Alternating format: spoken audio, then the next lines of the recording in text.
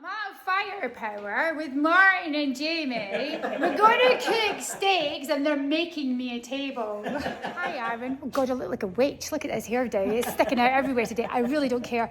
You know how we were talking about the other day, pellet boilers and biomass? These guys have got them, so I'm going to video a little bit of it so we've got something to come home to. This is one of your cassette tunnels. This is a tunnel from this guillotine door. And this is really to show you what you've got to get inside that chamber. Yeah, so that's what you're building your chamber on. So it's however wide you want it, plus that sort of depth. So that's got to be, what, 20 inches deep? Yeah, about that. And you would use 25mm boarding on that? You would use 50mm if you're building a chamber. And then the frames. Chamber building, but if you're facing off, you're then 25. Because that looks like 25 off for facing. Yeah. Your frame that finishes it. So, oh right, it's a big deep frame. I hadn't spotted that. You can get different depths. Yeah. We do a thermal frame and we do a okay. Well, look, another day, another factory, huh?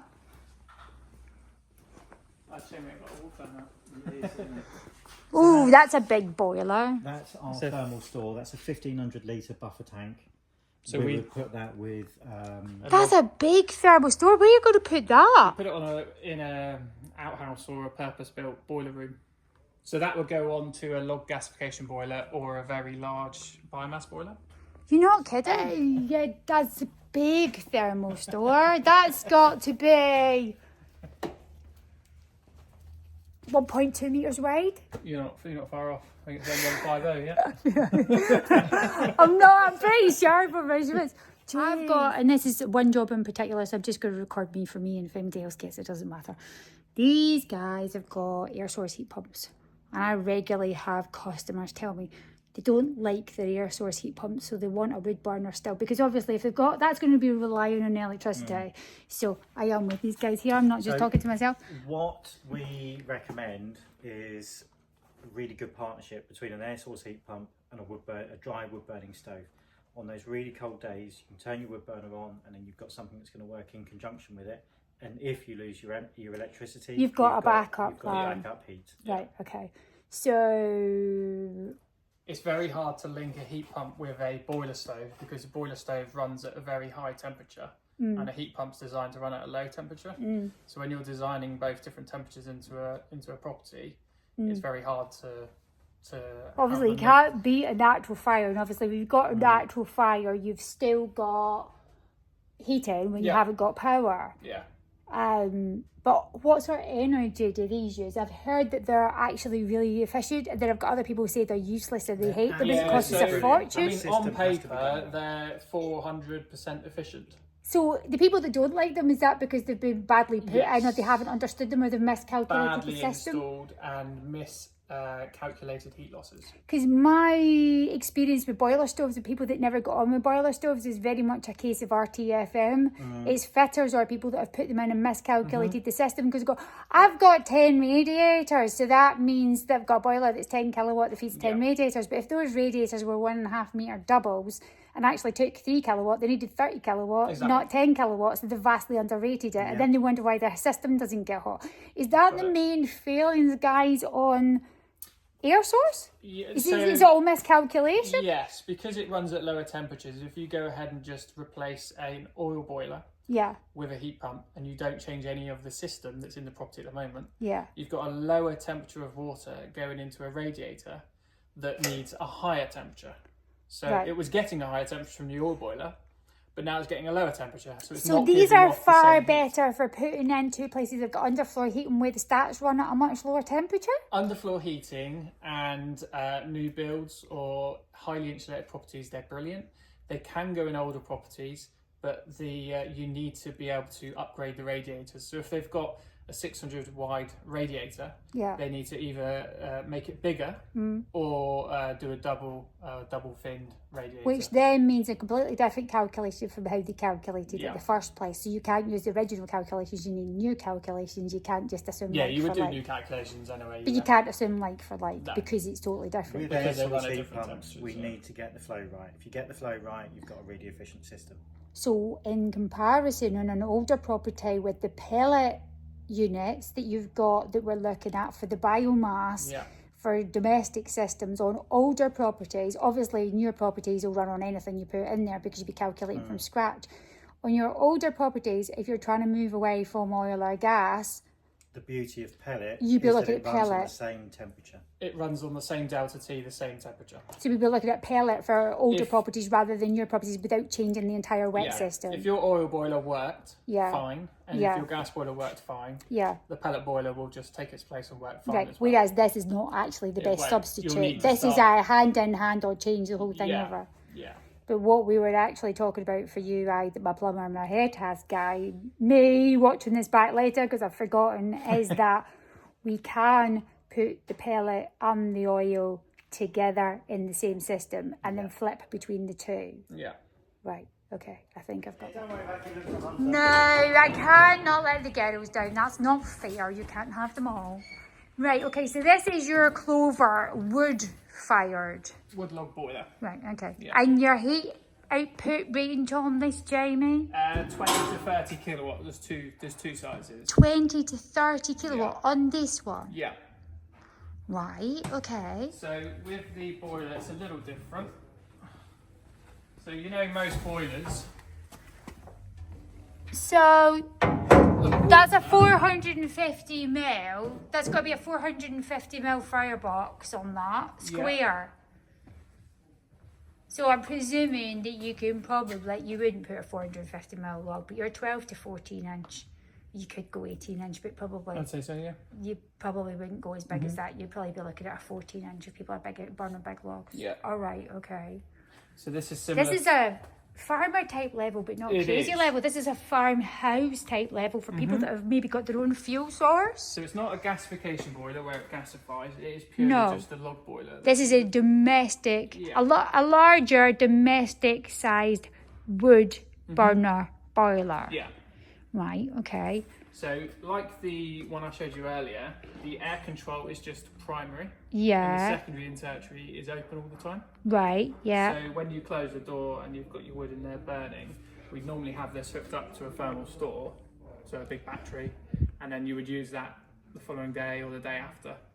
For the heat retention that's in that big store. So it burns the wood at a single rate. It doesn't modulate or anything. It burns. So what kind of wood rate, or what kind of burn rate are you on?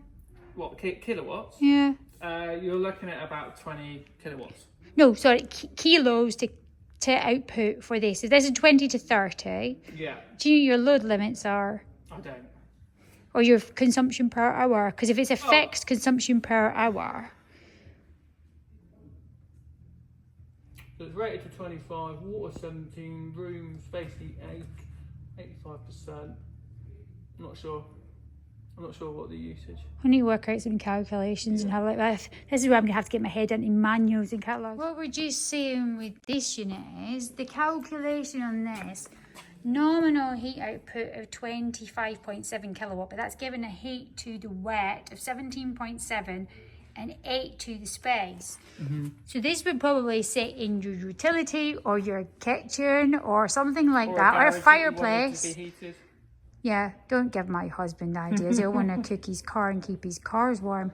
But this would heat your house, but also heat a living space. 8 kilowatts is like 8 1 metre radiators into a room, so could heat a large kitchen diner quite easy, as well as a considerable number of radiators. Right, okay. And what's innovative about this? Is this a 6-inch flue system, Jamie? It is, yeah. Looked like the larger one is 7 inch, this one's 6.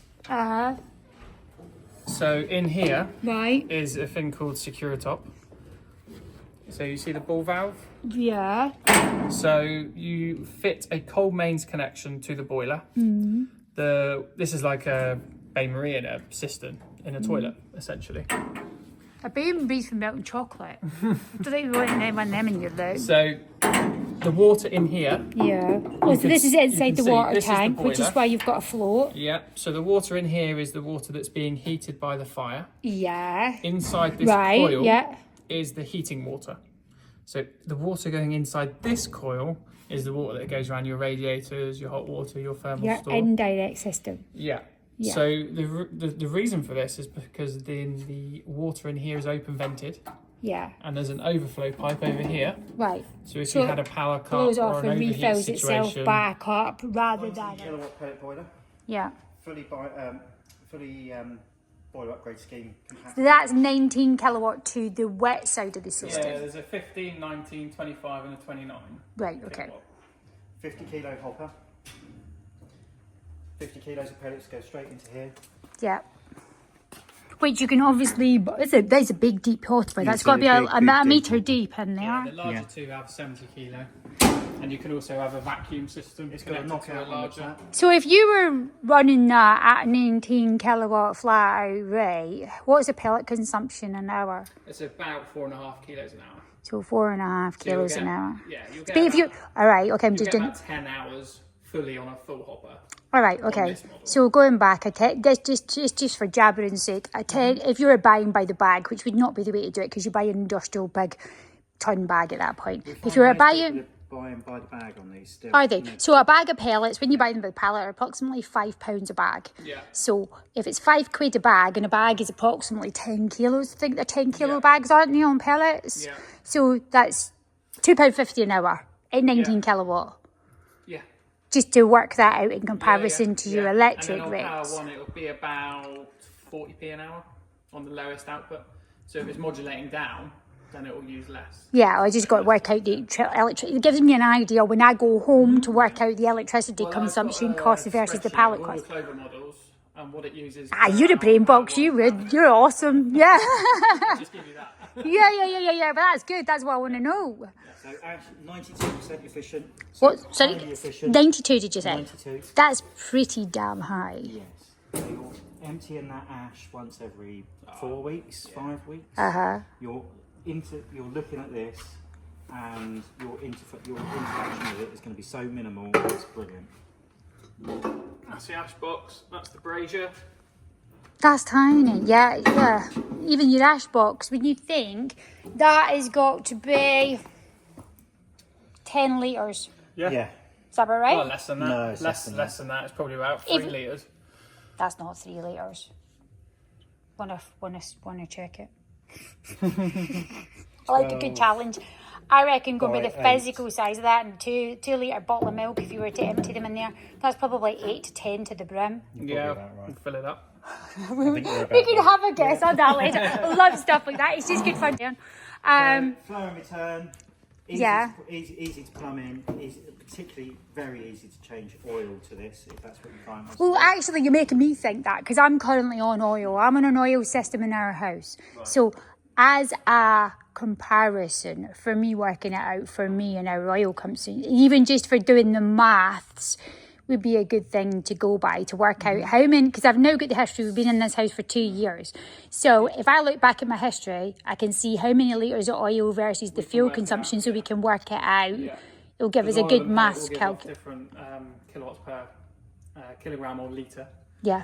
and we can work that out. Yeah, because it's 1 litre of oil, I think, is the direct comparison to 2.5 kilos of kiln-dried hardwood. Is that right? Wood, I'm not sure, but for pellet, it's around 1 litre of oil is equivalent to, is it 1.8? Of pellets. Yeah. Right, okay. So on this spreadsheet, I've got comparisons with pellet prices yeah. against heat pump, electric boilers, oil boilers, gas boilers. Right. And each column will show you based on the same heat loss. Yeah. So if you've got, say, a 19 kilowatt heat loss in a property, Yeah. I can tell you how much it will cost you to run it on pellet versus oil versus gas versus electric. Right. Okay. So you'll see the comparison. And if you want to update the oil prices, gas prices, You'd run it through a calculator to what it is because it's all on a currently spreadsheet. 53.5 pence a litre. On oil, it's shot up again. It's gone up. It's went down because it was 60 odd. Then it went down, and then about a month ago it's 48.5. I put the order in. By the time I put the order in that day, it shot up to 53.5. So it floats about, but it's quite volatile at the moment. But obviously, longer time, it's on the way out, isn't it? Yeah. Pellet prices we think are about £3.50 to £4 a bag. So For a bag, I thought it was worked out, but maybe I'm including VAT. Was it not about £5 a bag when you're buying it by the ton pallet? It's about £368 for a ton at the moment. Right, okay, yeah, aye. That makes sense, because I'm thinking about a 10 kilo bag, but maybe it's not working out for what you get on. So this one here, it burns, so it's costing you 34 pence an hour, running on power 1, and it's costing you £1.51 on power 5.